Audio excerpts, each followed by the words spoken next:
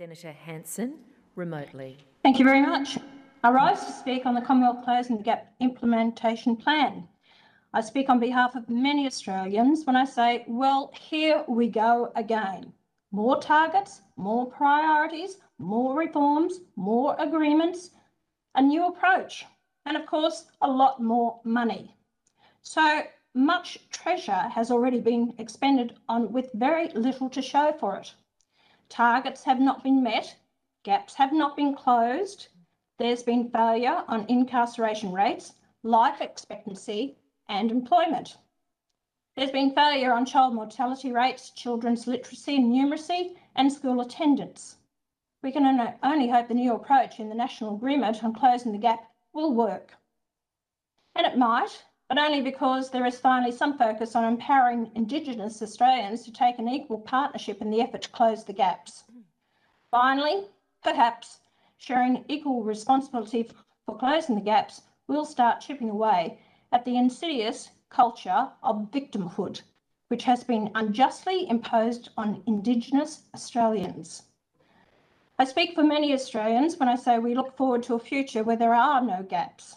We look forward to a future when all Australians, regardless of race, are able to avail themselves of the great opportunities that come with living, learning and working in this great nation.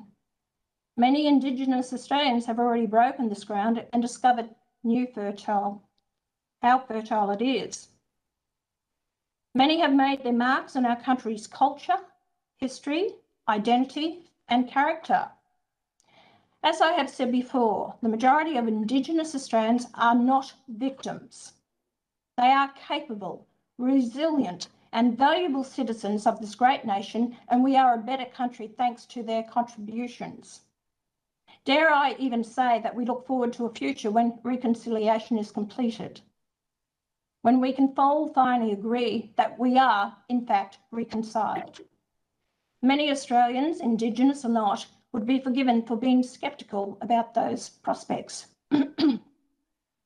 Because the gaps will not be closed and reconciliation will never be completed as long as we continue to indulge the disgusting politics of racial division. This allows the unaccountable Aboriginal industry to prey on Indigenous communities and feast on Australian taxpayers by perpetrating difference, entrenching disadvantage and fostering a culture of victimhood. For these businesses and bureaucrats, it's a licence to print money. That's why they're cheering on the politics of racial division, supremely confident this government and this parliament would always indulge it. And there is nothing more racially divisive than the push to specifically recognise Indigenous people in the Australian Constitution and to legislate an Indigenous voice to Parliament with the aim to eventually put that in the Constitution too.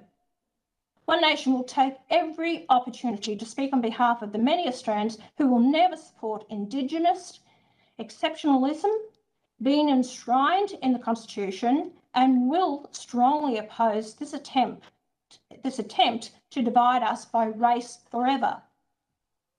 It took 66 years for our Constitution to be finally made colourblind, removing all specific references to Indigenous people.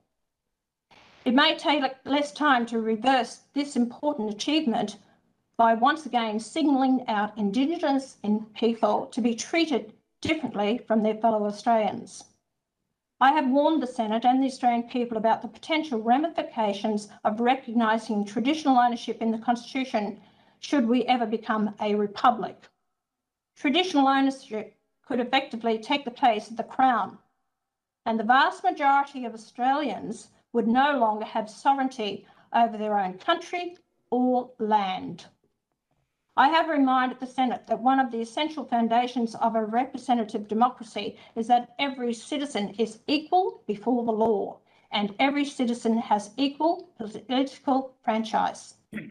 One adult, one vote. A voice to Parliament would effectively give a minority of Australians more political power than the majority of Australians based on race. In South Africa, that sort of thing was called apartheid. Fortunately, apartheid is something that has been banished to the past. Let's not revisit it in Australia. Recognise Indigenous people in the Constitution and creating a voice to Parliament will only open new gaps while doing nothing to meet the targets of the government's new implementation plan. As I noted earlier, we hope the new approach will work and the important targets will be met as soon as possible. We have hope in particular for commitments to incentivise or expand service delivery in child and family safety and in education based on evidence that they work. Too much money has been wasted on approaches which didn't work even after it was evident. We have hope for the improved health outcomes coming from a large investment in health infrastructure and equipment in remote areas. We have hope for positive outcomes with more resources going into alcohol and drug treatments. We have hope because there are practical measures that can make a positive difference to the lives of Indigenous Australians where there is a clear need to do so. As I have said before, that's where the focus of this government and this Parliament should be, on what Australians need to make a positive difference. We don't need to change the Constitution to make that positive difference. It would risk the progress which has been made towards reconciliation. It would risk the sovereignty every Australian rightfully has over this country.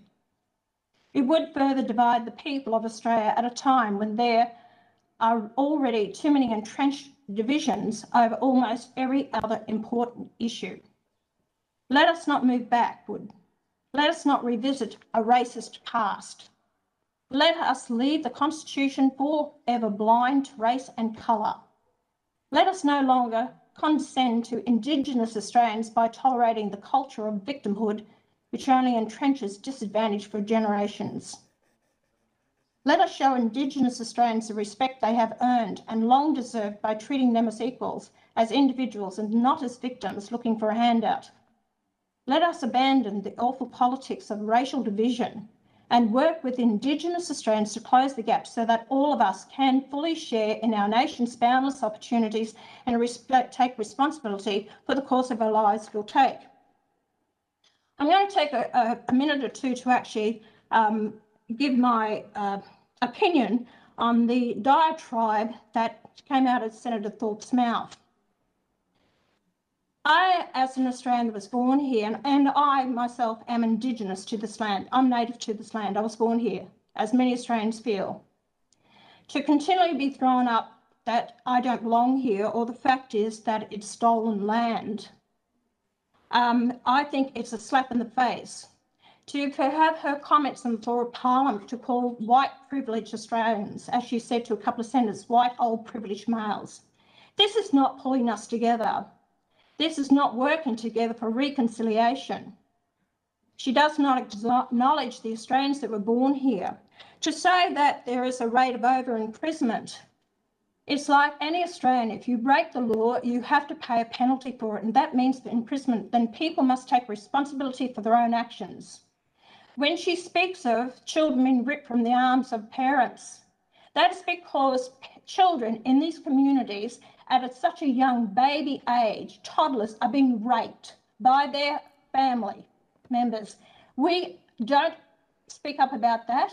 Yes, they will be taken away from their families as it is in the white society.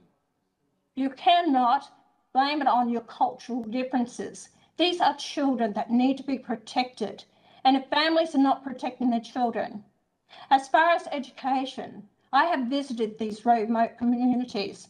People can send their children to school at the expense of the taxpayers. They're given every opportunity for an education. They're given every opportunity with the privileges paid for by the taxpayers. That other children don't have that opportunity.